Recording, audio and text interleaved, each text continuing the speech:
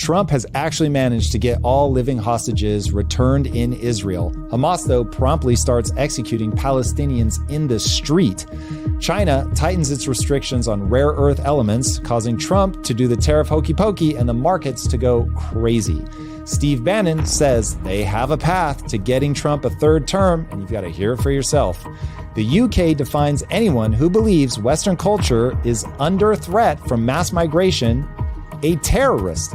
Madness. And SpaceX has a successful launch of Starship, and this is the ship that will make us a multi-planetary species. Got to see this one today. All right, let's jump over across the seas to Israel and Gaza. We were celebrating last week. Trump was taking a victory lap. The Nobel Peace Prize application was started. And then it seems like Hamas has broken descent. IDF has identified 3 of the bodies that were handed over from Hamas, but the last one they can't readily identify. And then on the flip side of that, Hamas has actively done a few executions in Gaza City in this center square. They were saying that these were traitors who were working with Israel, dissident gangs, and Hamas is trying to now regain control of the city. Trump was also talking yesterday, pushing to disarm Hamas, and Hamas was threatening them, saying he's going to make sure they're going to do it, and they're going to do it quickly. Netanyahu backed them up. It seems like we were all sunshine and rainbows on Monday, Tuesday when the hostages left, and now we're starting to realize, like, wait a second, this isn't as cut and dry as we thought. Do you have any nervousness about this pending ceasefire deal?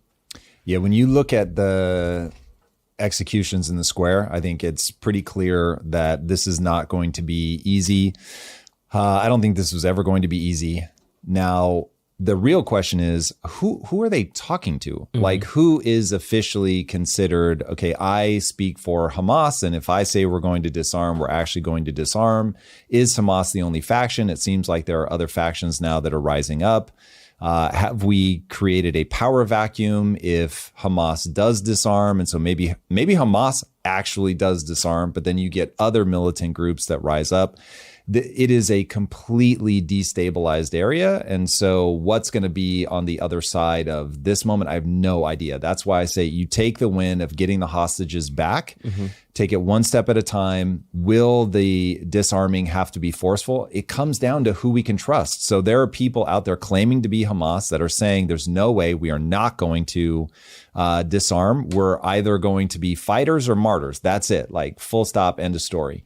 And then you have anti-Hamas Gazan militias that are rising up. And so even if you get rid of Hamas, like, how will they break? Like, will they become protectors of the peace, or are they just going to be the next violent faction that rises up? Also, we'll have a clip later on this from John Mearsheimer, but does Israel even want peace? Or is Israel like, oh God, we got some more ethnic cleansing to do? So I think all of this is going to be extremely complicated. I think that if we're going to push this farther and farther into prolonged peace, which is about the most that I will give it, I think Trump is going to have to swing a lot of weight around. There are going to have to be very credible threats in terms of him saying, they're going to disarm or we are going to disarm them. Now, I don't know what he means by that. He's not putting boots on the ground. There's no way. So the only thing that there's no way. There's no way. You want to talk about wildly unpopular things? That would be insanely unpopular. But what he will do, I would imagine, is unleash Netanyahu again to go back in and start bombing them. So I think my prognostication, so I'll plant a flag, and I'm perfectly happy to be wrong, but the flag that I will plant is when he says we will unarm them, it's just we're going to revert back. So it's going to be more of the same. The bombings will continue until the morale improves. Like it will just be that. He'll sell weapons to Netanyahu. Netanyahu will continue to go in and pound them. Netanyahu will say things like, I told you, like there's no way that we can trust these guys. So yeah, you are in a death spiral of every time that you look at the scenario, it's all going to boil down to one simple thing. Right now, Gaza is wildly unstable. It is not a place that I would want to be from. I mean, they literally just executed 7 people in the town square with people surrounding them, cheering, filming. imagine that happened in like downtown LA, like that, the whole world would stop. That would be the craziest thing ever. So that is not a region that I would consider. It certainly doesn't have Western values. It is not a stabilized region. But what it boils down to when you look at it is, did Israel create this instability? And so I don't know that we're ever truly going to get the answer to that. If we can't get Israelis and Gazans to focus on an economically uplifting future, I don't think you can win. It will just keep going and going and going and going. So yeah, we'll see. But the only hammer that I think Trump is ever going to use is Israel bombing Gaza again. Yeah. Well, this is Trump when asked yesterday during a press conference. We have told them we want to disarm, and they will disarm. And if they don't disarm, we will disarm them. And it'll happen quickly and perhaps violently. But they will disarm. Do you understand me? Yes. You say because quickly. you always, everyone says, oh, well, they won't disarm. They will disarm. And I spoke to Hamas, and I said, you're going to disarm, right? Yes, sir, we're going to disarm. That's what they told me. They will disarm, or we will disarm them. Got it? Okay. What is the deadline you're going to put on that? Here is the playbook that Trump is running. And it is a playbook that has its limits. It has its risks. It has its dangers. There's no doubt. But I also think that the reason that Trump has been able to get this across the finish line is that he tells people, I will drop a hammer on you if you don't do what we just agreed. And then when they don't do what he agreed, he actually drops a hammer on them. So China, be cooperative. No, cool. Then we'll throw more tariffs on you. Okay, we'll cooperate. Okay, I'll take the tariffs off. People see it as Trump always chickens out. I don't think that's what it is. Trump is like, literally walk softly, carry a big stick, though he does not walk softly, but he certainly carries the big stick. And every time that you say something, he pulls the stick out to hit you with it. And if you stop doing the thing, then he puts the stick away. But if you start doing it again, he pulls the stick back out. So given that he dropped bunker busters on Iran, I don't think it is fair to say that Trump chickens out. I think it is very fair to say that he reminds you, I have the stick, and he'll pull it out all the time, flash it around, let people know. And if people back off, then he puts it away. If they don't, then he starts hammering people. Now, the reactions that we get from the stock market complicate things because sometimes the thing that makes him put the stick away is more the reaction in the stock market than the thing itself. But the reason he keeps pulling it back out, and I think that he really will put sanctions on China for sure, the reason that he keeps pulling the stick back out is he understands that there is a deterrence going on. Now, it's a balancing act because you can only wield that stick so much before there is secondary damage, like the stock market, that exceeds the benefit that you're getting from wielding the stick. But if you don't have a deterrent, then people are just going to walk over you. This is why the Biden administration was never going to be able to get this stuff done. They were pissing off the wrong people, namely Saudi Arabia. And then they were not willing to be forceful. And because they weren't willing to be forceful, at least not in the erratic, unpredictable way, which has its advantages, that Trump is. Yeah. Let's jump over to Mearsheimer's comments before we kind of really break it down. Because while I hear you that Trump can unleash Israel, we already sent 200 troops there to facilitate the peace deal. So I can see Trump trying to save face and turning it up, sending in SEAL Team 6, doing some covert ops, things like that. But Mearsheimer kind of gave us a new perspective that it might be Israel themselves who really don't want this peace deal.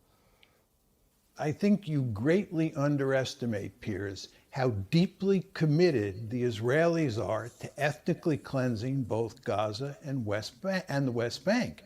The Israelis now have a situation where there are roughly as many Palestinians as there are Israeli Jews inside of Greater Israel. And this is an unacceptable situation for most Israelis. And they're completely committed to ethnically cleansing Gaza and then the West Bank. I think the evidence is overwhelming on this. Now, you say President Trump sees this as a great opportunity to prove that he's a statesman and he can bring peace to the Middle East. I think in principle that he'd love to do that. But I've written a book with Steve Walt on the Israel lobby, and there's absolutely no question in my mind that if President Trump gets rough with Prime Minister Netanyahu, Netanyahu will turn to the lobby, and the lobby will force Trump to back off. There's no way Trump is going to get tough with Netanyahu if he violates the ceasefire. I don't agree with him on that. I think that's a fundamental misread of Trump's personality. Trump is, for better or worse, he will get tough with anybody if he feels like you're damaging my reputation on the world stage. So given that Trump has already gone to Netanyahu after the Qatari bombing and said, you're going to apologize live on TV. You're going to apologize to the Qatari government for the thing that you did.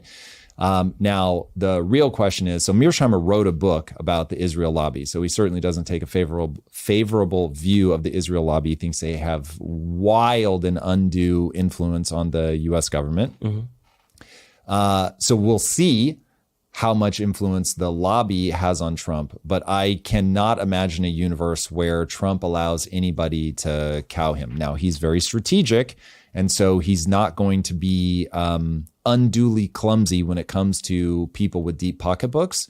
But yeah, I don't think that Trump would let Netanyahu be the one to violate the peace agreement. Mm-hmm. Now, I think he will, again, leverage Netanyahu's warpathic tendencies if he doesn't get what he wants from Hamas. Yeah. Listening to Mearsheimer, I'm kind of agreeing because it seems like Israel has nothing to lose except PR. Because if the ceasefire is violated and Israel goes DEFCON 6 and just kind of annihilates Gaza, completely levels it all, kills everybody, ethnically cleansed, it's going to be bad press. Like the UN has tried to call Netanyahu a war criminal.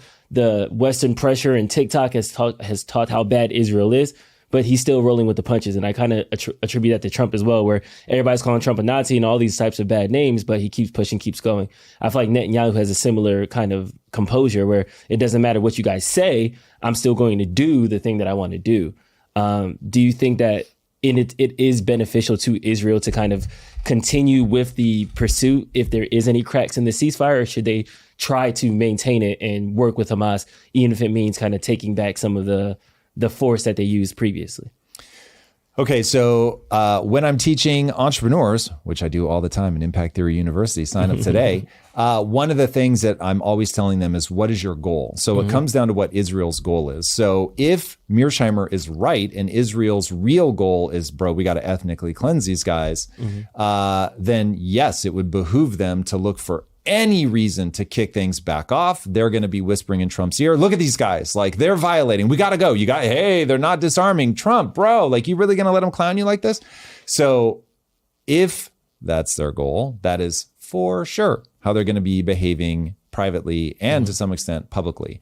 Now, if their goal is the long-term success of Israel, which is going to need partners on the international stage, they have to understand that they're using what I'll call a caustic strategy.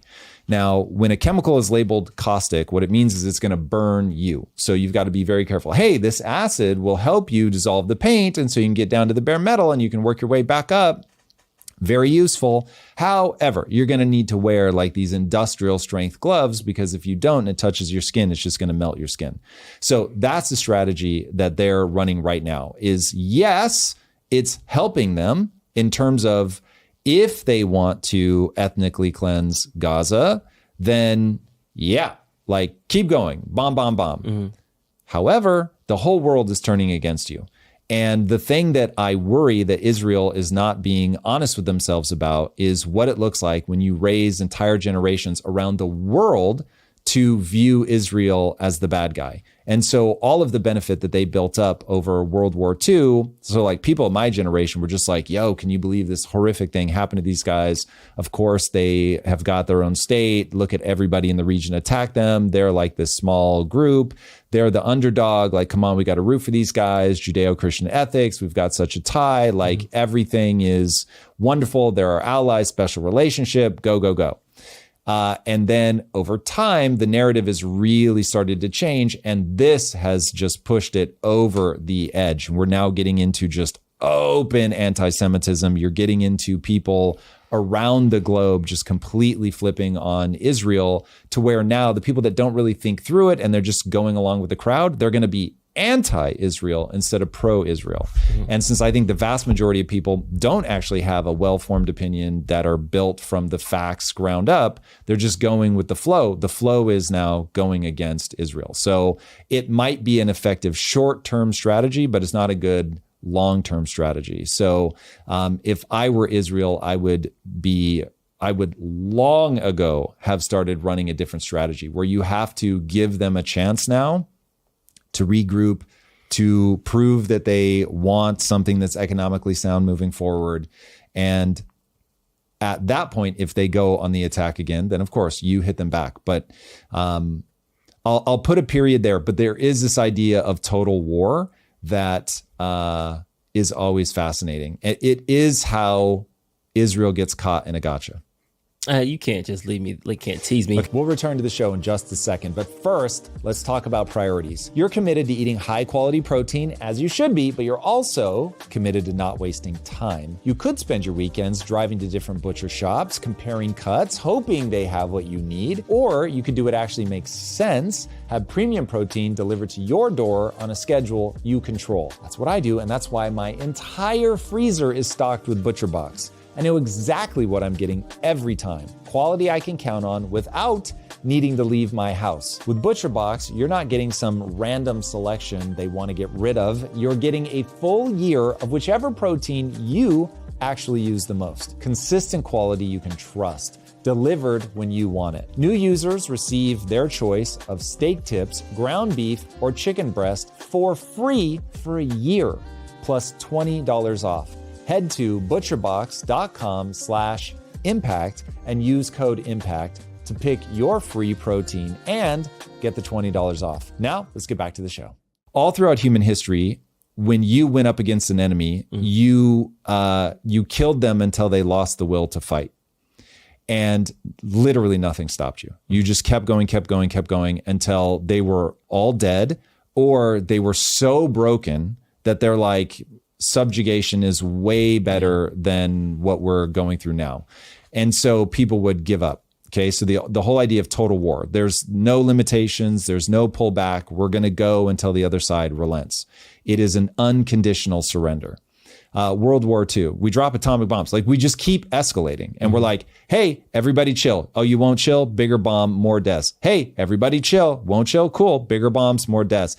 Hey, everybody, fucking nuclear bomb on the first site. Are you done? No? Cool. We're going to the second site. And our rhetoric was like, do you really want more? And so we'll just keep going, but you are going to unconditionally surrender at some point. And so the Japanese in World War II finally go, cool, unconditional surrender. No one ever lets, from an international pressure standpoint, nobody ever lets Israel play the game of we're going all the way until these guys unconditionally surrender. And so it's like, from a moral perspective, is anybody surprised? Nobody should be surprised. Nobody wants to see that. We see too much of this. Starting in the Vietnam War, we could just see everything. We were seeing it in real time. And so Israel's caught up in this thing where they are in the middle of hostile neighbors, especially West Bank and Gaza. And from a moral standpoint, because we have so much visibility, the world's just like, no, you can't go all the way. Now, from the numbers perspective, I don't think anybody argues that their combatant to civilian ratio is like the best ever. So in Iraq and Afghanistan, I believe the U.S. was something like 5-1. So for every, please don't quote me on that. Somebody look it up, but it isn't 2-1. And so we went in and said, hey, we're trying to stabilize this area. We're only trying to kill combatants, but like, hey, somewhere around 5 civilians are going to get killed for every combatant that we managed to take out. Israel's numbers are 2-1. And at 2-1, at least the last time I checked this math, which was like maybe 2 or 3 weeks ago, at 2-1, it was higher than the numbers of total deaths that Hamas was counting. So I doubt that that's wrong. So if they're doing like better civilian to combatant ratio than basically any war ever, then this becomes, they're being looked at through a different lens than certainly we were in Iraq, than we were in Afghanistan. Not that people were clapping for us, but there wasn't the like outrage that we see with Israelis trying to wage this war. And there's a phrase that says, no Jews, no news.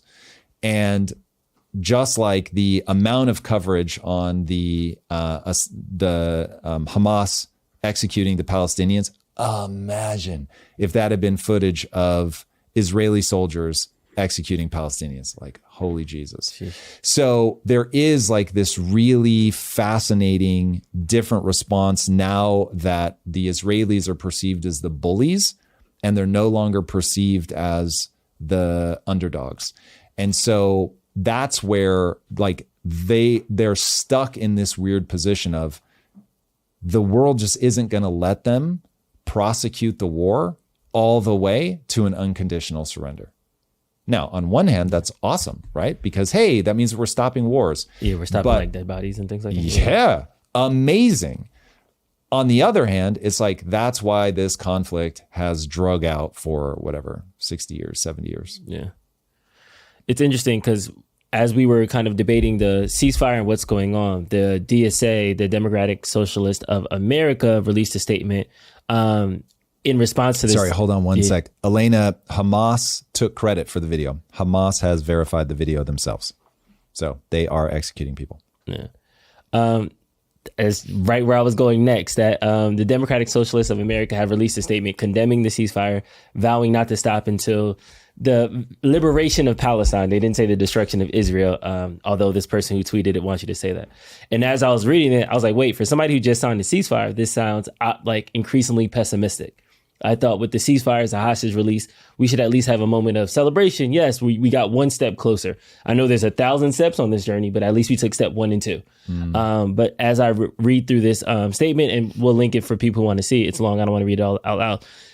They made it seem like, yeah, well, wait, it's a hurry up and wait situation. Like, okay, we understand that they announced this, but we've seen them go back on their word in the past, and we're not going to stop until Palestine is completely liberated and they have the autonomy to have their own statehood. So I was like, okay, this seems like this will create dissent. And then flash a couple hours later, that's when Hamas begins to execute people that they call, they were either working with Israelis or rival gang factions that were trying to assert control. So it seems like even on the Hamas exclusively side, taking Israel, taking Trump off the table, there's some dissent in the leadership as opposed to what the messaging is to the wider world that, hey, Palestine liberation is still far away, to within the city, people aren't even agreeing who should be in charge anymore. Do you think this could be like a monster that eats itself situation that hopefully kind of solves the problem, quote unquote? So I think the right way to understand this moment is that you have on one side in Israel, you have a government that is a well-organized killing machine. And then on the Gaza side, you have militants who are perfectly happy to die in the cause of fighting back and being able to control their own destiny and run their country the way that they want, and will kill their own people, will kill other people. They'll do it in the most savage and horrible ways. And so once you understand man as animal, man as capable of the most grotesque and horrifying violence, the second that they see the other person as the other, then you can start mapping what's going on here. If you think that you have two sides that are both these just calm, rational actors, everybody really wants peace, it's just like a big misunderstanding, we're in a Hatfields versus a McCoy's tit for tat, and we just need somebody to simmer it down, you're going to be very confused by how all of this plays out. You have people with competing desires that will kill and just murder their way through the other people to get what they want.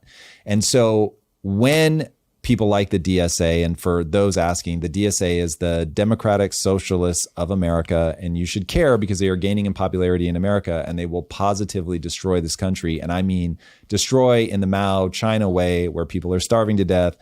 It doesn't happen overnight. I'm not saying if Mamdani gets elected, the people in New York are going to be starving. It's not going to play out like that.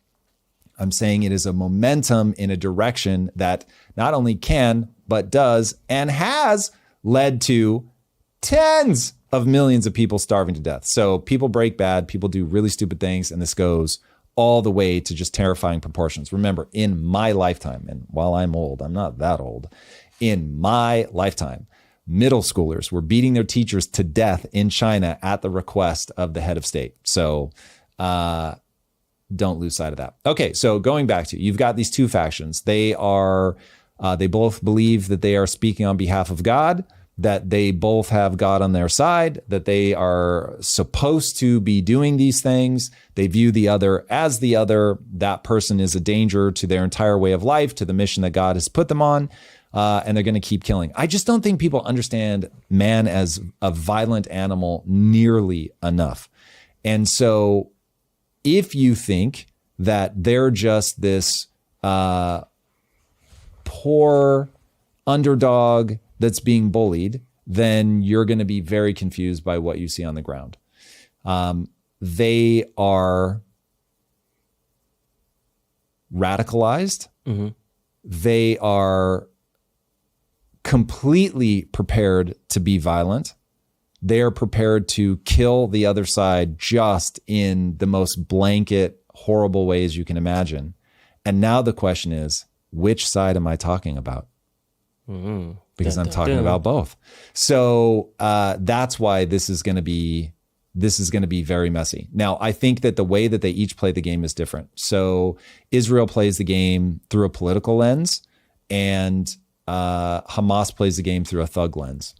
I want to jump over to the China-U.S. trade war for a second, because I think that this is ever escalating, and there's been some crazy reports that are coming out. There was a couple different Chinese news, and I'm just going to put asterisks on these things because Chinese media is state-owned. So this is like if Trump ran a news company and was doing press releases. So let's take all of this with a grain of salt. But in September, it was announced, the numbers just came out, that China's exports beat expectations, and their imports rose at the fastest pace since 2024. And this also includes the 15% drop off from its exports to the U.S. due to tariffs and the trade war. On top of that, it's been released that the China trade surplus has surged to a record 1.14 trillion in June. So with the U.S. or globally? Globally, just as globally with there, yeah. I mean, in fairness, they force-fed countries to take their goods when the U.S.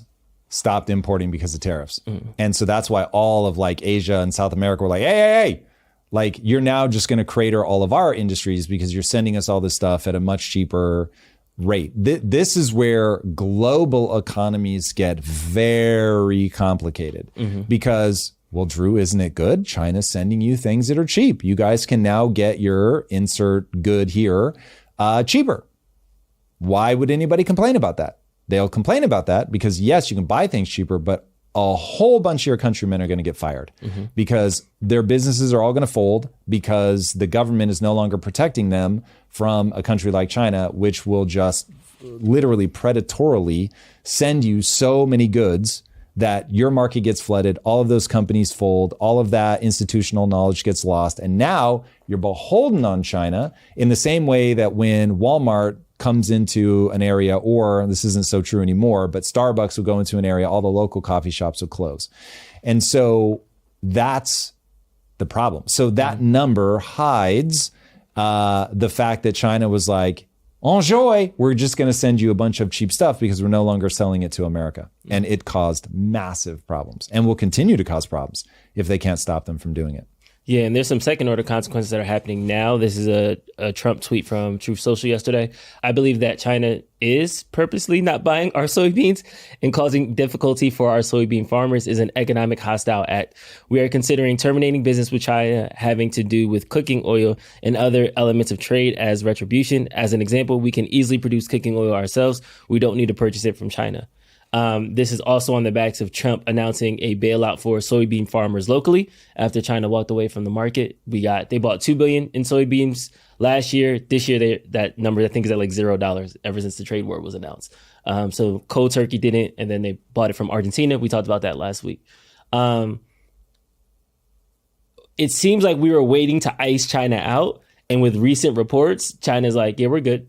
Like, keep doing your thing. We're okay. You had an opportunity to ice China out in like 93. It doesn't exist anymore. Got you. It hasn't existed for 20 years. I mean, it is, look, this is a hard game. And the reality is that populism goes on the rise as a reactionary force rather than a predictive ahead of time force, which then it might actually be useful. But this is the nature of the world. You let it go too far, the power balance shifts, and this is why one country never dominates for long. Because, 250 years is a long time, but you'll get the next person's going to get their shot, because these forces, they move in waves, and things change over time. It's wild. I may not have given you everything you want there, but I have something on my mind that I really want to share with people.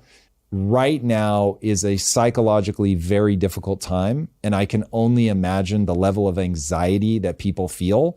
So one of the things that I want to make sure that you feel supremely confident when you come to watch this show is we're going to be talking about solutions.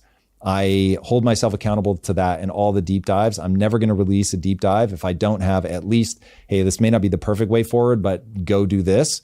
One, if you keep your head about you and you're focusing on solutions, these are the hard times that make strong men. So congratulations. On the other side of this, you and your kids, you are going to be stronger. Now, it's never fun to go through something like this. I totally understand that. But there are solutions. We all will weather the storm. You will get to the other side. Things will be awesome. If you keep your head about you, this doesn't need to be unduly disruptive to your life, but there are going to be things you want to do. Most importantly, getting your personal finances in order that will allow you to weather the storm better. So try to view the things that are happening, not from inside the storm, but from outside. That's going to help you a lot. So for instance, if you are set, this is why I screamed literally at the beginning of the feed, not to do things on leverage. If you're not doing things on leverage, don't even think about the stock market in less than 3 or 4 year increments. Okay. So you make sure that you can afford to do that. That is the key. So that way, when stocks dip, it's like, oh, whatever. It becomes more of a curiosity, an interesting way to look at how economies move, what's going on right now, what would have caused this, what's going on with investor sentiment, that kind of thing, rather than the panic of, oh my God, how am I going to make rent? Again, never argue with what is true. So it simply is true that right now the government prints a lot of money. And given that the government prints a lot of money, you have to be in assets. I'll leave it to you to figure out what's the right asset for you. It's very difficult. No one can see the future, least of all me. So the best thing that you can do is try your best based on historical evidence and your mapping of cause and effect. But there is a way through the storm. Everybody that plans and is diligent and is calm is going to make it through this just fine.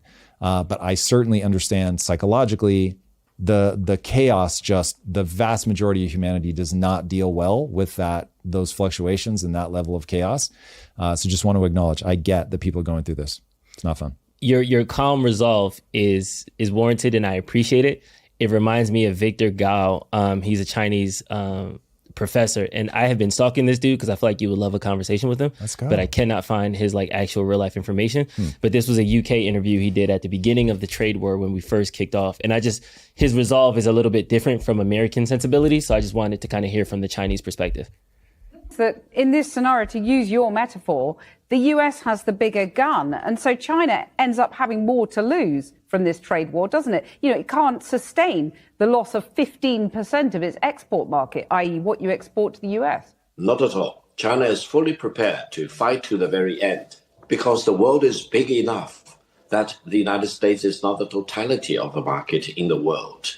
So if the United States wants to go in that direction of completely shutting itself out of the China market, be my guest. Yeah, and China will lose the US market, which, as I've said, is 15%. We don't care. We don't care. China has been here for 5,000 years. Most of the time, there was no United States, and we survived. And if the United States wants to bully China, we will deal with the situation without the United States. I love it. This is the exact attitude that America has to have, which is, hey, love China, wish them well, be awesome. The more we can work together, that'd be wonderful. But the reality is we're not going to allow ourselves to be beholden to China, which we have done, by the way. There are people in my life who I love very much that just don't have their eyes open to the reality of what it means to be beholden to China. And this is why China's saying, hey, those rare earth elements, we're going to put restrictions on them. And that's basically them saying, we're going to restrict your entire modern way of life. That the fool's errand that it was to globalize such that we don't control our own supply chains is wild.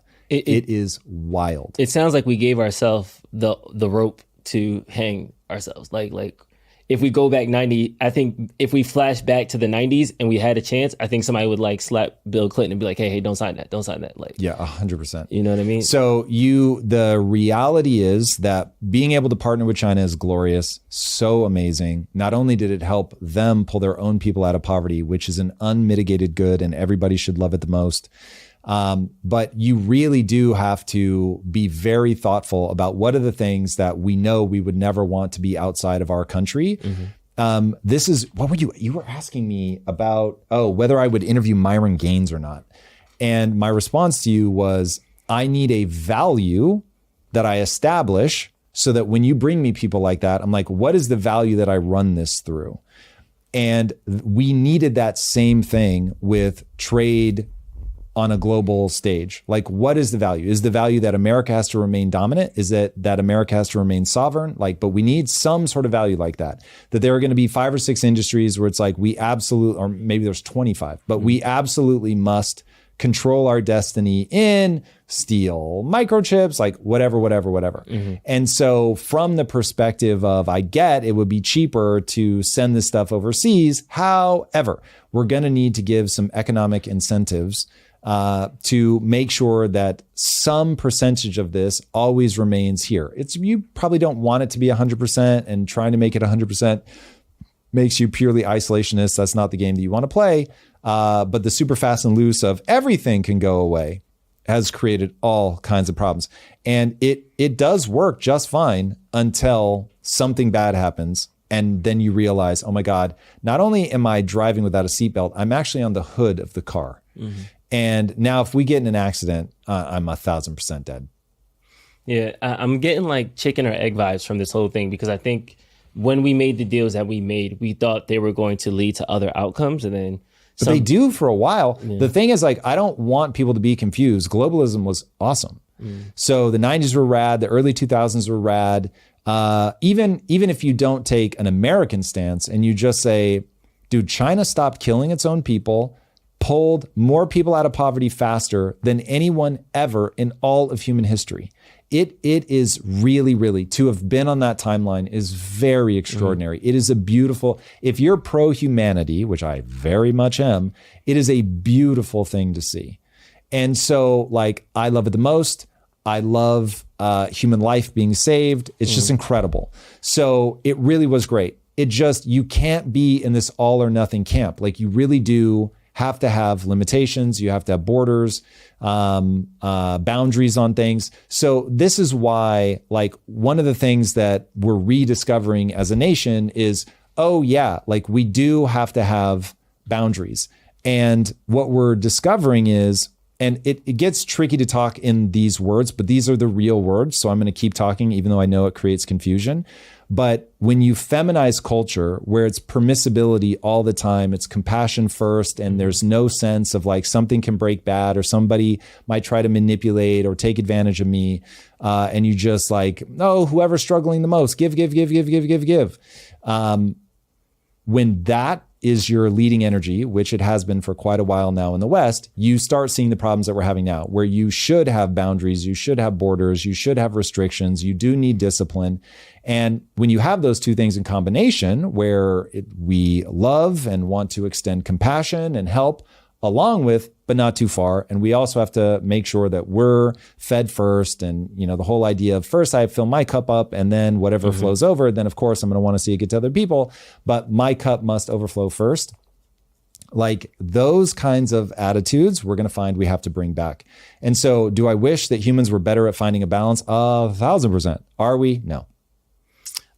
This reminds me of this graph that I seen floating around X. I don't know if you've seen this one, where like, kind lies make your society actually acutely better, but chronically worse. about how kind lies, and then over time you kind of fall off. I know a lot of times you see it in like relationships or with friends. They're like, yeah, you look fine. Yeah, you look fine. Yeah, you look fine. And then 3 years later, that person gained 1,800 pounds or something like that. Now it's an intervention. So there is a certain point where we have to be honest, I think, with us as a society to say, hey, we need to make some drastic moves that might not be profitable today. We need to plant some trees for the next generation. We need to start. And I think that's the one thing that I will call myself envious of China, in the sense that they're like, oh, yeah, we got time. Like, oh, yeah, 4 years, 8 years, 12 years, it doesn't matter, 5,000 years. Like, once he said that, that immediately kind of ejected me out of the moment of like, but what about ice on our streets? That doesn't matter. 25 years from now, what the world's going to look different. 300 years from now, what are we going to do? What kind of country do we want to be? And I think America has lost that grander vision, the one that, you know, George Washington had, like, hey, 250 years from now, we're going to be the number one, like, country. I think they did that right going forward. But I think too often we're now looking back as opposed to like, okay, what's the next 250 going to look like for us? What's the next 500 going to look like for us? And how do we go in the right direction from there? Yeah. And listen, it works just fine when you actually allow people to be free. Where it starts breaking down is you don't have a long-term vision. Your politicians are divided and you're robbing people of freedom. Like if you let people be selfish and do their thing, obviously on rails, I'm not a no government guy. You do want some limitations, but when you let people be free and you let them pursue the things that they think are right, when they think, oh, this could be a huge opportunity for me to get rich, then we start innovating and we innovate like crazy and it becomes absolutely incredible. Where it becomes a problem is where you have all of that division and you start trying to clamp down on people. It's then you break like the one thing you had going for you that made up for the fact that we're not coordinating for 100 years, 200 years. We're like, no, just go do whatever you think is the right thing to build right now in this moment. It works in the long run when the marketplace is able to actually function. But when you distort the marketplace so much by manipulating the currency, by picking winners, regulatory capture, you get nothing but distortions, and that we're getting dangerously close to that.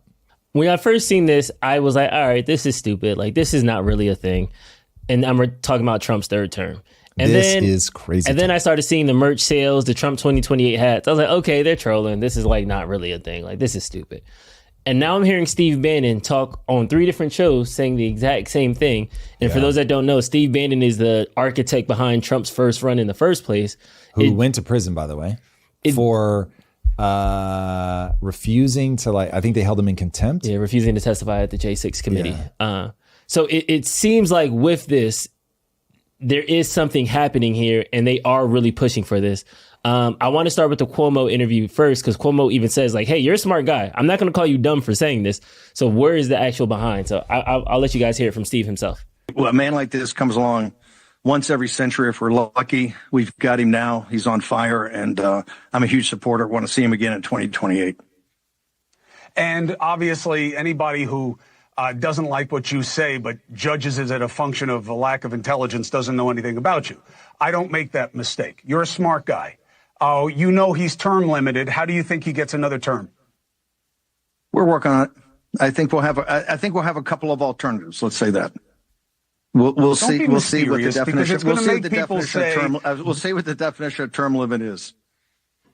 All right. Well, so you're talking about litigating this issue, because I don't want people to listen to our interview and say Bannon's cooking up an insurrection. Bannon is cooking up. You know what I mean? I want people to get a straight take on where your head is. What are you suggesting? Chris, as you know, I've had greater long shots than this. When we supported President Trump after the election, I realize you don't believe the election in 2020 was stolen. We do. We fervently believe that. When President Trump went back to Mar-a-Lago on January 20th, 2021, he was the longest of long shots to return to the White House. We said that day in our podcast and doubled down, having President Trump's back, that he was coming back not just to win the primary, he would win the White House, and we had to get organized and drive that victory and also start working on all the policies. Such a trip, man. What's called Project 2025 or the America First Policy Institute, but all those different think tanks that started putting in the policies There's so much power that you're seeing. The scenes. That's what's wild. That right now, these guys are trying to figure out a way to skirt around the Constitution, play the Bill Maher clip. because this is exactly how I feel. I didn't do it for Donald Trump. I did it to stand up for the Constitution.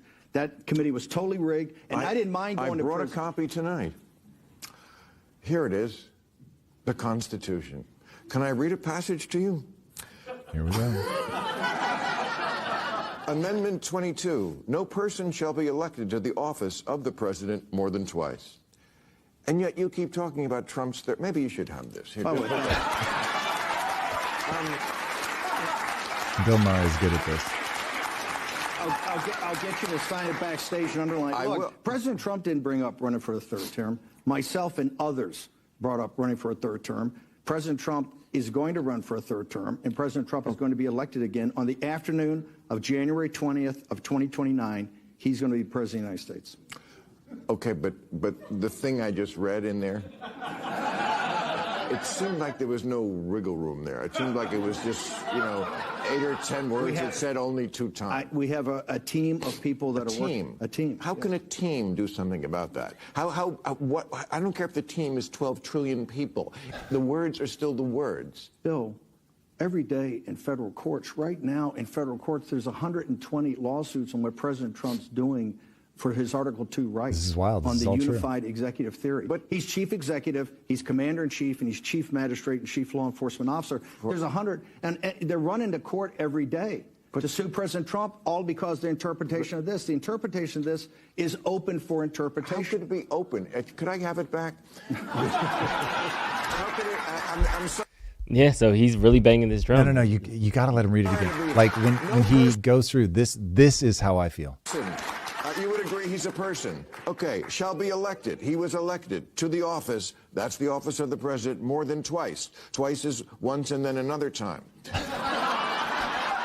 I don't see what the team is finding. Okay, we'll disagree. So he says it in the first interview that we watched. It was like, we'll see what the definition of term is or something like that. Mm-hmm. And I'm just like, oh my God, these people do not learn their lesson. So this, crazily enough, would not be the first time that we had somebody serve 3 terms. Mm-hmm. It has happened before, which is why we put in the amendment, because we realized, they're just going to keep running. So, man, it was always sort of a gentleman's understanding that nobody would run for more than 2 terms. And once they did it, then they realized we have to enshrine this. We did enshrine it. So if they're able to get a constitutional amendment passed, cool. I stand by. Obviously, there is a way to amend the Constitution. We want there to be a way to amend the Constitution. But there are things that are interpreted by the court where it's like, okay, admittedly, like this one's maybe not as clear as we want. Like take the Second Amendment, for instance. Mm-hmm. For a well-armed militia or whatever. There's a lot to talk about with that. Like, does that mean then that the average person could just have a gun? Like, I get when people are like, okay, there's a debate to be had. What's the definition of armed? What's the definition of militia? 1,000%. Mm-hmm. So now it's this one is pretty clear. So this feels like people are trying to skirt it. I don't think people are being honest about why we have term limits. The whole structure of the U.S. government was to stop power from accruing too much. Right? There's so many quotes from founding fathers about this idea of like, hey, we are very much aggressively recognizing that humans tend towards tyranny, that power corrupts, absolute power corrupts absolutely. And if you let a monarch happen, what ends up transpiring is over time, that power just solidifies. And so you've got to keep mixing it up. This is why I think deep state is the right word. I think that it is problematic that we let the power accumulate in all of those ancillary positions. And we're not being honest about what causes that problem. And so the longer one person is in that position of power, you just really begin to crystallize whatever issue you have. And then you get a despot, or you certainly run the risk. Everybody wants a benevolent dictator, and very rarely do we get one. And just because the first king is benevolent doesn't mean that the next king is going to be benevolent. And so if we set the precedent that people can just keep running and running and running, you're going to get somebody who isn't going to be in their 80s run. They're going to be in their 40s or 50s. And now all of a sudden you've got a Putin situation or a Xi situation. I think it is an absolute fucking disaster. Like, this is not what we want. You talk about banging pots and pans. Like, I will make a lot of noise on this podcast if this man starts running for a third term. That is a terrible idea. And that is, let's say that the economy is just booming. It is still a terrible idea. So yeah, this is one that people should push back. He's going to be 82 in 2028. Dude, if he was like 38, I wouldn't care. It's the reality is that when you let power begin to solidify like this, you run into trouble. The reason the American experiment works is we understood, these guys can and will break bad. And that also part of the part of the country just feels disempowered. That they're half almost of the country absolutely hates this guy. And so you want to give them a shot, man, where they don't feel like, oh my God, like beating an incumbent is already so difficult. Like, everybody always goes, okay, I really hate this guy, but I know he's going to be out in a max of 8 years. That's a very good feeling. Yeah. So it's not a good idea. Yeah. And it seems like it's bubbling up. And as he said in the Chris Cuomo, they're still repeating that rhetoric that they stole the 2020 election. So that's why they have this new resolve. They feel like their old one, I guess. Hypothetically speaking, walk me down a path. If they did somehow get the Constitution amended, we've done this before. There was, we added things all the time. You know what I mean? So we can, it is legal for a Constitution to be amended. Correct. If it does amend and then he does run, is this now like, because what I don't want to happen is we then ban Constitution amendments. So I feel like I'm kind of stuck in the middle, because it's like I don't want him to run, but I also don't want to say the Constitution should never change ever, and it should be the one document for the rest of history. Of course. You know what I mean? If the people really want to see all presidents, abstract it from the one you like. If they want to see all presidents be able to keep running and keep being elected, then as much as I will go on an absolute tear to try to convince them not to do this, this is a bad idea. If that's what America wants, I'm not arrogant enough to think that I should be the one that's making this policy. So if we can get a supermajority, which I will say the odds of are exactly zero on this issue, because there's no way the Democrats are going to want to see while Trump is in office, unless he is like so unbelievably unpopular at the end of his term that they think, all right, let's do it now so that we can get our guy in office and run forever, which I don't think they would do until their guy's elected. But anyway, I cannot fathom a world in which we can agree and get a supermajority. So I feel very protected by the structure of the Constitution and our government that this one won't get passed. That's why I'm like, if Steve Bannon is trying to do something via the court, I like double hate this idea, because one, no matter how much I love the president, I do not want to see them running for a third term. No matter how many good things they're delivering to the American people, I distrust the nature of governments. And so seeing them solidify power, I know how quickly good can turn bad, because here's what will happen. Even like, let's say Trump or anybody else, they get the economy going, it's going in a good place, and then things turn. And now they're making a string of bad decisions. They're going to believe in their soul, but I'm the guy that got you all of this. And so I'm going to be able to get you back. You got to give me time, bro. Like, what the fuck? One more term, just one more term. So think about this happening in the UK. Winston Churchill gets you through World War II. He's the only reason that British people are not speaking German. And what do at the end of the war? They boot him out of government. It's like, whoa. What? It's crazy. That seems super icy. But they wanted somebody else. Not wartime anymore. You were great at the war. Thank you so much. But we're moving past it. So in the UK, you really can have somebody run and run and run and run and run.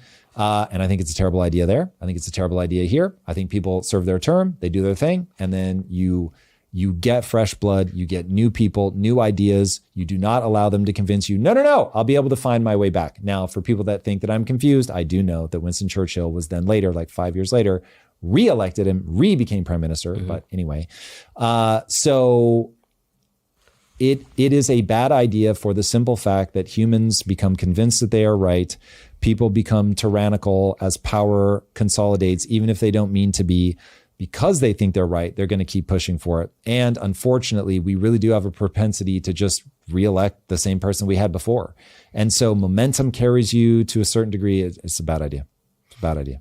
Chat's pointing out the irony of Trump promising term limits for Congress and then going on this. Dude, this is, everybody burn this into your soul. This is what humans do. This is how you get the rules for thee and not for me.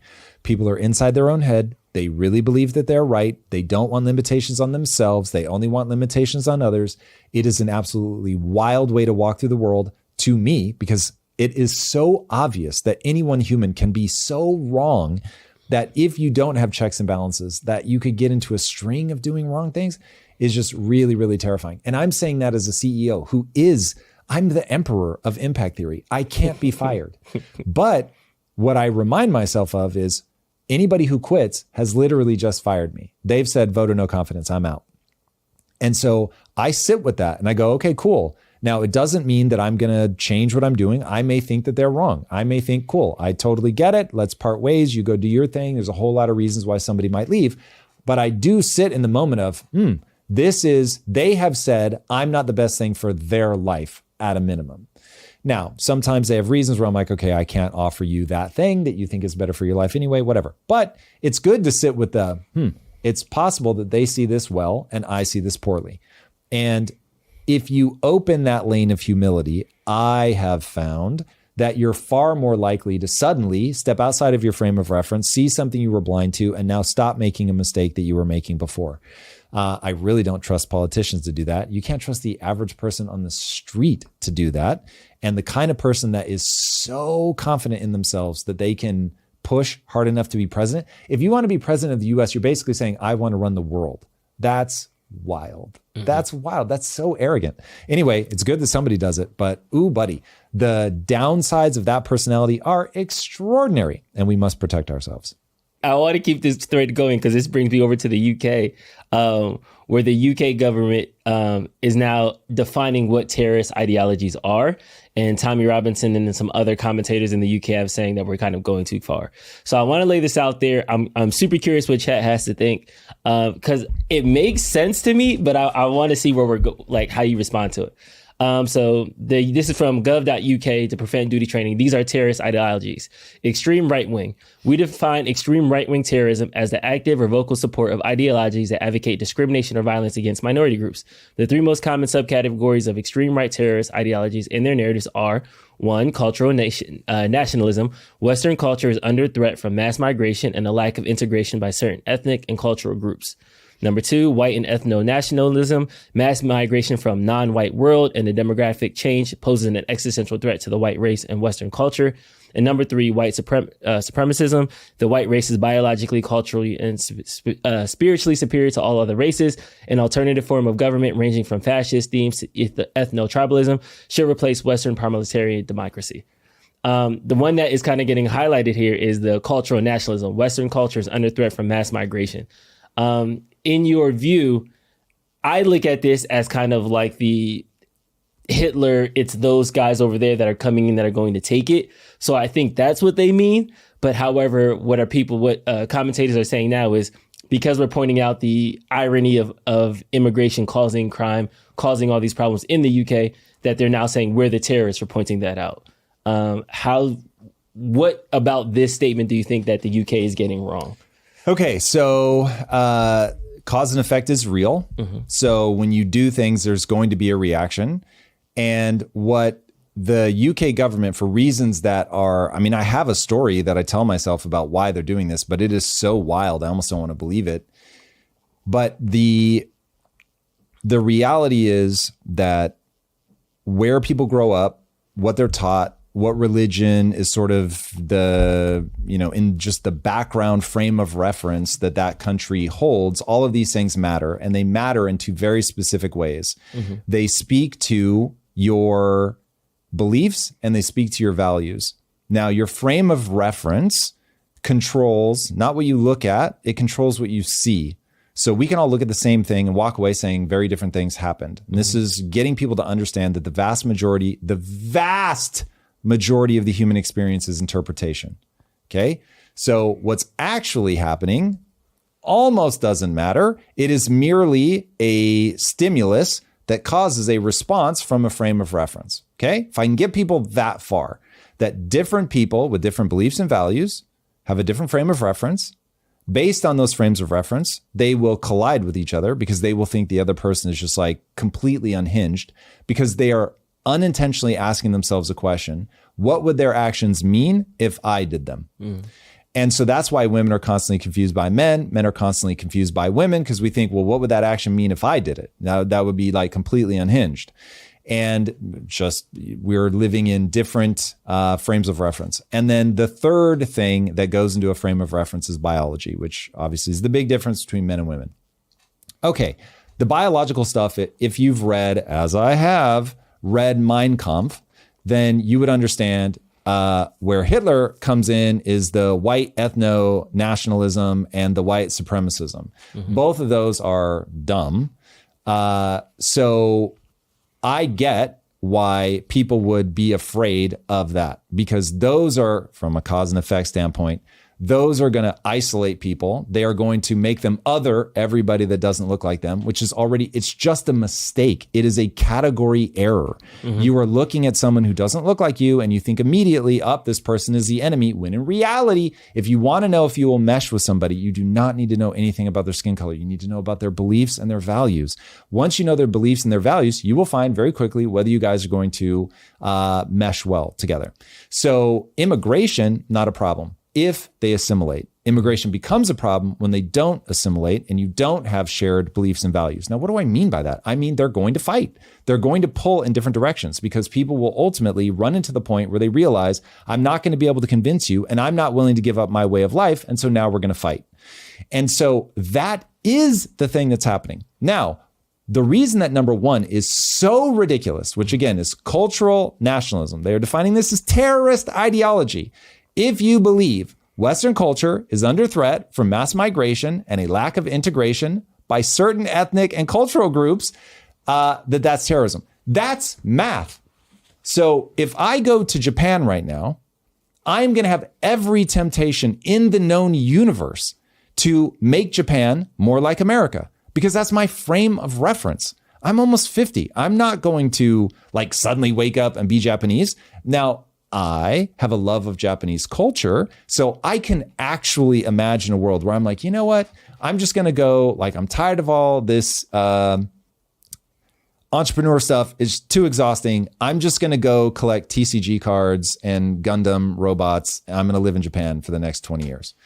And while I'm there, am I going to become more Japanese or am I going to try to stay American? Now, my thing has always been, if you're going to a country, you go to assimilate, unless you're just visiting. And so if I go to Japan, I'm going to learn the language. I'm going to adhere to their customs. Now, it's not going to change me all the way. I'm still going to celebrate Christmas my way. I'm probably not going to go to KFC, but it's like I'm going, which they really do on Christmas, by the way. It's a whole thing. Yeah. So that's me saying I have a value system that says, yo, you've got a culture of your own. I have been appreciative of the things that your unique culture has given birth to. So I'm not coming here to try to make you more American. I'm coming here to be more Japanese. So, but I get it. Like if you suddenly let in 6 million Americans, they're going to start pushing Japan in a direction of being more American. And I would imagine that the people in Japan are going to be like, hey, I like my Japanese culture. I would like my Japanese culture to stay Japanese. So I totally get why they would then have a resentment of Americans not assimilating into Japan, not trying to be a part of Japanese culture. And so if people could just flip it the other way, and instead of making it about whiteys, like being paranoid about brown people coming in and fucking, it's not that. It is a set of values. I want my country to be recognizable to me as I age. That's really what you're fighting against. And so that comes down to what makes it unrecognizable. It is not the color of the faces. It is the shared values and beliefs. It's like, I cannot believe I have to beat this drum this hard, but I feel like I'm in a death loop getting people to understand this. So if you understand, every country has the impulse to, I grew up a certain way. I have a certain frame of reference based on biology, beliefs, and values. Let's discount the biology part because there's so much overlap, regardless of race, color, creed, sex, that that one is way more useful when you talk male, female, becomes far less useful when you're talking about the mixing of races. But certainly beliefs and values matter a lot because it's going to pull what policies you want, how you want to see things look. And so people have a really strong impulse to protect their culture. Now, at some point, I guess we just decided that that's not a real thing. And we started importing like just gazillions of people into all Western countries. And now all of a sudden we're realizing, oh, wait, like they're coming with a very strong perspective. They have a very strong frame of reference. And so they want to remake whatever city they land in to what they grew up with and what their frame of reference is. And now people are going, I don't like that. Like there's nothing weird or ethnocentric is complicated enough. Let's stay away from that. It's just a very simple, everybody wants the world to look the way they like it. Okay. And so if you invite people in that want the world to look a different way than you, you're going to have political collisions. We have political collisions between the left and the right, bro. Is that about skin color? That's not about ethnicity or nationality. That's about fucking values and beliefs. So if we can see that differing values and beliefs make the left and the right of a single country at each other's throat and feel like, I don't want you to marry my daughter. Can we not understand? That's the same phenomenon. And you're just getting confused by skin color. This is a really good point. I want to shout out IG Therapy Mom because she said, when did it become bad to support your host country and to be proud of your country? That ideologies will collapse the UK from the inside. Correct. It's already collapsing. The UK. When did nationalism become bad? Italy. Is there like a certain historical context we might be missing? This is why people are constantly trying to point things back to Marxism. This is all about being oppressed. This is about class struggles, and we're trying to map it onto race. So the Marxists thought that the lower class, the working class, would rise up and overthrow their evil overlords and usher in a utopia, and it didn't happen. And so they're like, fuck, what do we do? And they found a very useful thing, which is, let's map this to race. Let's map this to the power imbalance. And let's just tell people of different races that you guys are looked down on. You guys are a lower class. You guys are being taken advantage of. Don't worry at all about the individual strength that you have. Focus only on how you're being oppressed. Focus on your victimhood. Robbed everybody of their agency, the very thing that made America the most dominant country the world has ever seen, and just made everybody adopt a frame of reference of somebody who's disempowered and being abused. And now, because people want to fit in and be cool, if being oppressed is cool, then people are like, yo, I want to figure out in what way I'm oppressed. And so you want to talk about racing to the bottom. That is like the dumbest, most disempowered thing that you can get somebody to focus on.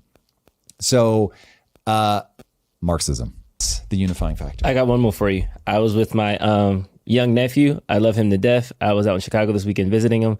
And he is very on the left of me. And when we were talking about immigration and some of the problems and stuff like that, he showed me this meme. Now, this is kind of like a rework of it, but you've seen it floating around on the internet, some variation of it, about how all these deportations, everything is happening. Prices didn't come down. Wages didn't go up. None of those things happened. Biden got the 6 million people, and that's why your life is bad. Before Biden was here, your wages were still stagnant. They've been stagnant since the 70s. So there's all these things about how the oligarch, the rich person is saying, hey guys, we have to worry about this immigration problem, when, as we can see in the meme, it's kind of like, I got all the cookies, you have your one cookie, and you're trying to get other people to be nervous about them taking your, that whole thing. A lot of times they're like, this isn't really, with all the ICE, with all the increased border, with all the closed, all these things that are happening, has it had a tangible positive effect that we think it was going to have? How do you talk to the people that say this is just a distraction to keep us from holding them accountable to a higher standard, or making the government more accountable to doing more for their actual people? So first of all, I love your nephew because this is a brilliant meme. Everything in that meme is true. There are people that are very good at getting cookies and they want your cookie. That you may not be as good at getting cookies, and there are two people at the table that want your cookies, and that you are being manipulated because they made the foreigner a different skin color on purpose. And the reality is, make that guy white. Make all 3 people at the table white. Make all 3 people at the table black. Whatever. They all want each other's cookie. And if we don't understand that within us is like, let me paint you another picture. Both of those guys sitting directly across from each other. So forget the evil corporate guy for a second. Left and the right. Yep. They are both, let's just make them Christian. And my man, the construction worker, sees the other guy wearing a cross. And it's like, oh shit. You believe in Jesus. I believe in Jesus. I believe in the resurrection. I believe in the resurrection. What's that motherfucker going to do with that cookie? Instantly. Break it in half and share it. Break it in half and share it. Because they share fucking values. They share beliefs. It is all a trick that they are trying to make it because, hey, the guy with the skin color. And by the way, insert politician, insert greedy, anybody you want. Yeah, of course. If they're Machiavellian enough and they realize, oh, I can divide you over race, they will. 1,000%. And what I'm trying to get people to understand is don't fucking fall for it. So there are some of the reason Homeboy has more cookies is he's just better at playing a game than you. He's playing a different game than you, and regulatory capture is real. And so once you start realizing, oh, the economy has been weaponized against me. Oh, I could, the very way that the rich get richer is available to everyone, but it requires risk and understanding. Most people are not willing to take the risk or the understanding to buy assets, just to cut to the chase of what I mean by that. So all of this is both real and an illusion. You are only trapped if you let yourself get trapped, but you are in a fight for cookies. Now, the great news is through innovation, there's more things available to everybody. Things get cheaper. It's only your government that makes them more expensive. And if I could get people to follow the cause and effect of how economies work, ooh, buddy, we'd be in a great spot. But I can't. Or not as fast as I would like.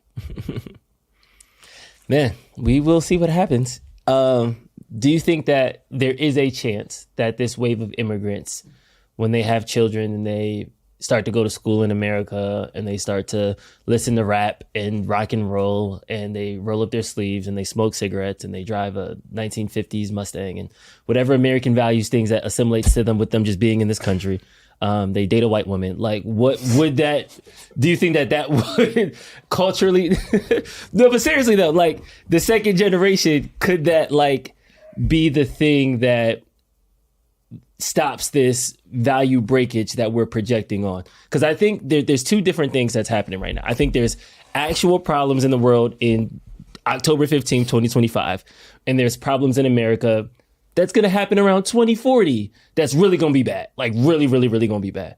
And I think sometimes we look at the things that are going to be bad and we skip over things that like are actually bad. So I'm asking, is there a possibility that with this immigration, yes, they came, but just like all these other different cultures and classes that come and have been assimilated, they go to church, they meet other people with their crosses and hijabs that they like, and they go into their communities and they kind of separate off and they become thoughtful members of society. Is that still possible? Or is it now like immigration, because of populism, because of the economic strain, do we take a break and pause and wait a little bit until the economy gets better and then we open the gates back up? That would be far smarter. Immigration is a complicating factor, full stop. It's like inflation. You're competing for jobs, and now there are more people competing for the same number of jobs. Once you understand that, unfortunately, a huge part of the reason that we imported so many immigrants is because it drove the cost of labor down. And we have told ourselves a moronic story, which is, well, Americans wouldn't do these jobs. False. Like, if people need the money, they will do the jobs. And if the job offers too little money, then people will have to like raise wages to get people to do the job. Mm-hmm. It's just like, this is economics 101.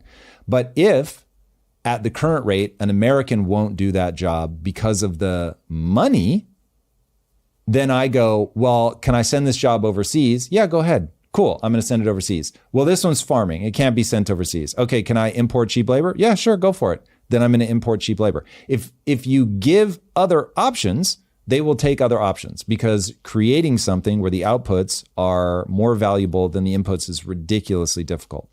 And so if people have the option to globalize, they will. And remember, this just all goes in cycles. You globalize, you contract. You globalize, you contract, because there are knowable results to all of these things. So this was predictable when you started globalization in the 90s, and people tried to warn us and we didn't listen. And what they were trying to say is, you're going to end up exactly where we are now. You're just going to have to contract. Now, how could they have known that? Because it happens over and over and over and over and over and over and over throughout history. So the repair mechanism is also knowable. You have to stabilize your country from, they have to stop hating each other so that you don't have this crazy divide. How do you get your country to stop hating each other? You make things economically good, and you stabilize the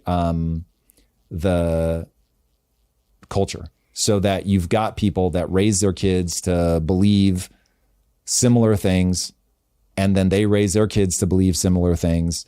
And now you're in a much better position. But we did not choose that path, and people historically don't.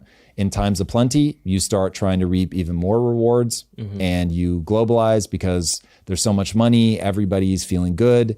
And especially if you've got countries that are lagging behind, like China was ecstatic for globalization, because it is the very thing that helped them get out of poverty. If they had stayed isolationist, they wouldn't have been able to do it. So, but yeah, you have to slow down on the immigration because values and beliefs matter. You've got to see where things are going to settle out. And then, I mean, listen, there's a big push all over Europe, obviously here in the US, to remove forcibly immigrants. Yeah, that's what's been happening across US cities. A matter of fact, we have a link for that. Here's the really bad news. If you could snap your fingers and whatever people estimate, if you could remove the 30 million immigrants, it would help tremendously.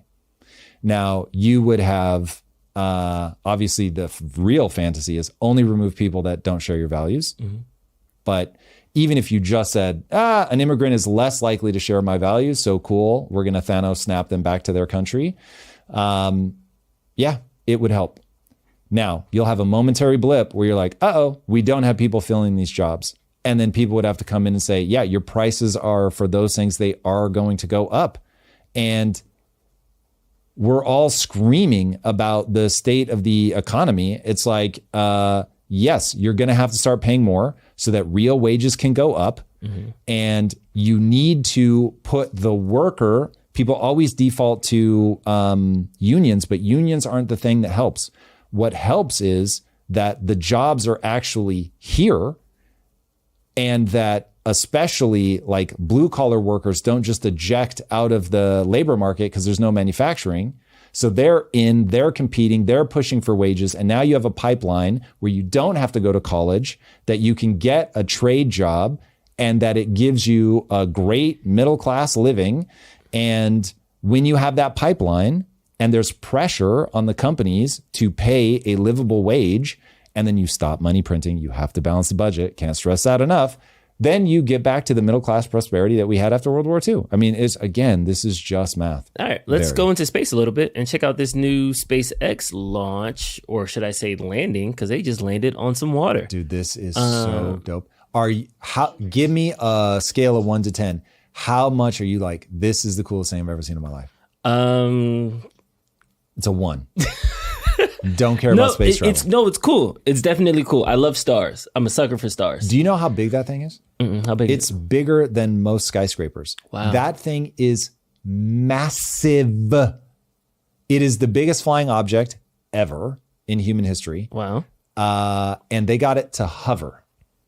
To hover. Dude, this is crazy. This is one of those where I weep. I'm a very excitable person, I will admit. And every now and then I will step inside of like Mason, especially his mind, and look back at me, and I'm a lunatic.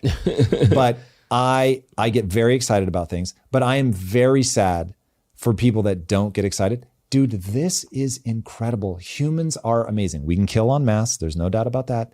But we can also build things like that. We are actually going to be a multiplanetary species. They're actually going to be people that live on Mars. There are going to be children born on Mars. They won't know Earth. Earth will be like, they've heard stories, they've seen pictures, all of that. They've played one of the video games that I make that's like a Earth simulator. They're going to love it. It's going to be really fun. But they will have never actually been to Earth. That's going to happen. Now, that's going to happen in our lifetime if you keep your diet right. So, man, this I am enthused would be an extreme understatement. This is incredible. All right. The video's been playing. So if you guys are watching it, it is amazing. It launched up. This is the one this is called Starship. They've blown it up before, but this time it actually went up. Now they landed it in the ocean. And if anybody in chat knows why they landed it in the ocean, do tell. But they landed it back in the ocean instead of catching it with chopsticks. And that I don't know why. It may just be, we're not going to bother building that stuff until we know it works. I imagine it's something like that. Is this the one that shows that it lands? Yeah, it is. Okay, cool.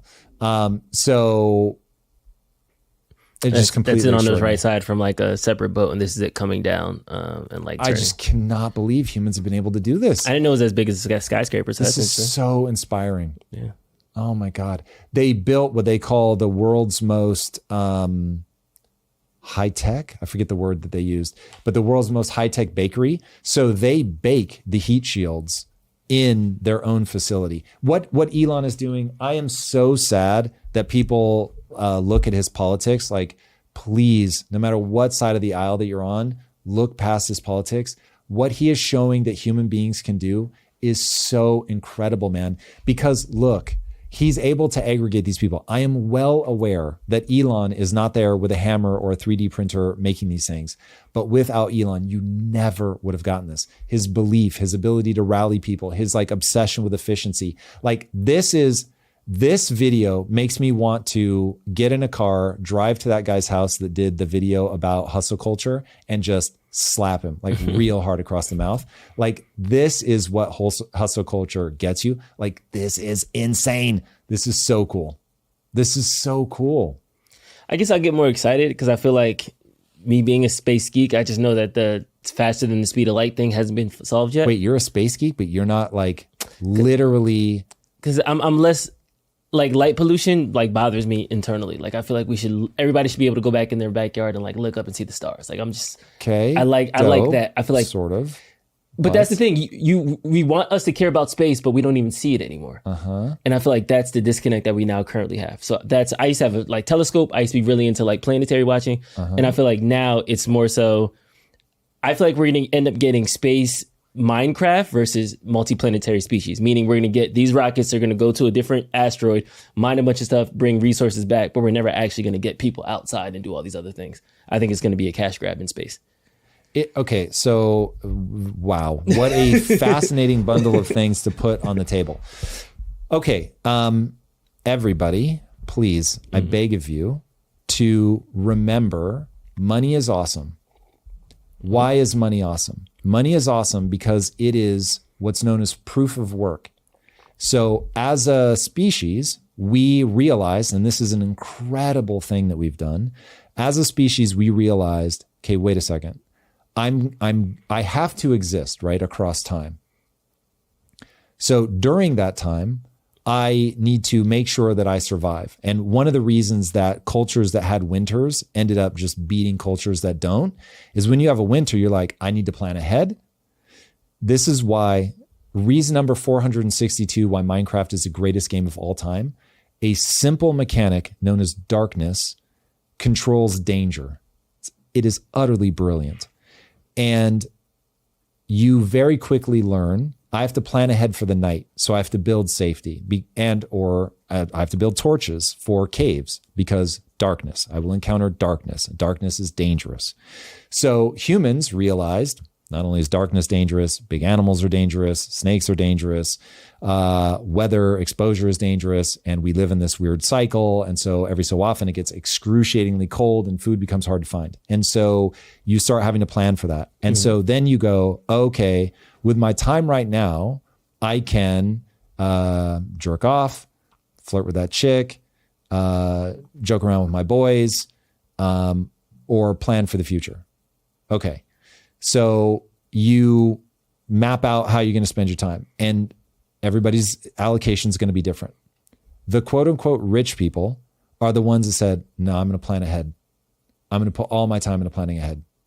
So maybe bang chicks, plan ahead, right? Because that's about having kids, which is also future planning. And then I'm going to like collect grain once we get into agriculture. But before that, I'm going to like map a better path, set a better trap, whatever, to get those resources. Mm-hmm.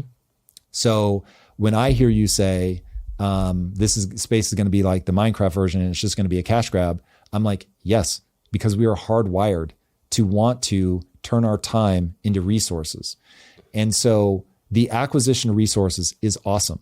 Now, if somebody lets it become pathological and they want to pursue the acquisition of resources and they have no sense of self, they don't connect with other people, they have no meaning and purpose, I get it. It ends up, it's a very sad existence. And this is why a billionaire can accumulate all that money only to kill themselves. But if you're confused about why we will always pursue money because it has extreme utility, then life is going to get very confusing. So space needs to be a quote unquote cash grab. It's the thing that will incentivize people to go do it, because right now on Earth, they have to say, I need to have something to show for my time. And so getting into space has to be a cash grab because that's return on time. So cool. That's why it always is motivated by that first. And then it democratizes and it goes across other people.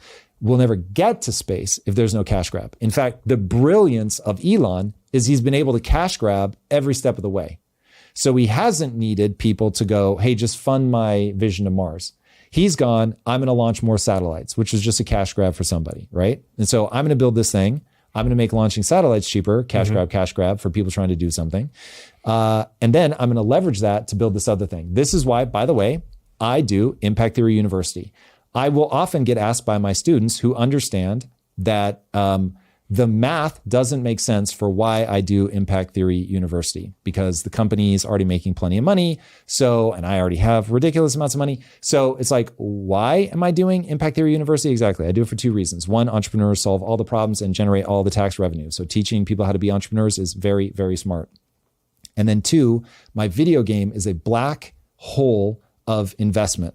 Video games are excruciatingly expensive. So my trade with myself is I will go do this thing, which I think is very good for the world anyway, but it also allows me to fund my game. So I don't need my game to be successful. I can just keep developing and developing and developing and developing and developing until I fucking figure this out. So that's the model, is you launch satellites, even though that's not really your goal. Your goal is to make Earth a multiplanetary species. Got it. But you've got to make money along the way. So I probably will eventually stop teaching entrepreneurs, but it is how I have a constant fuel source for the game. So anyway, cash grabs are good. Of course, they can turn pathological. But anyway, I just want people to have the right relationship to money. Cash grabs are good unless you're Disney and it's Tron. Ayo! Haven't seen it, but heard it's terrible. And it's also a cash grab. That's all I got. All right, boys and girls. I am so grateful to you guys showing up because I really enjoy thinking through these problems. Thank you for being here. Thank you for being a part of the conversation. Wow, does it matter to us. We are so grateful to each and every one of you guys. You're amazing.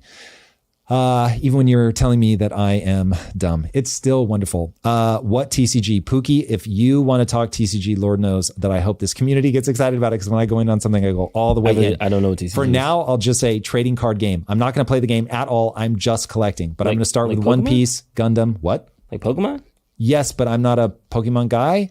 But just the category of trading card games. Got it. So I could see myself getting addicted enough that I end up getting into Pokemon, but right now, Pokemon art doesn't speak to me.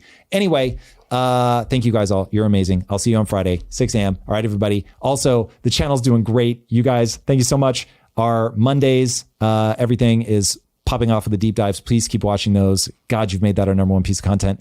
And then the interviews, we got so much love on the Malice interview. So if you haven't watched the Michael Malice interview, just came out yesterday, watch it. Let me know what you guys think. Here is a truth no one tells you about scaling a business. The number one reason 7-figure founders fail is not because of bad strategy. It's people. What built your $3 million company will break it on the way to $100 million. I know firsthand. I've seen it so many times. Your team cracks, politics creep in, your A players leave, and suddenly the company you fought to build out of nothing is stalling out.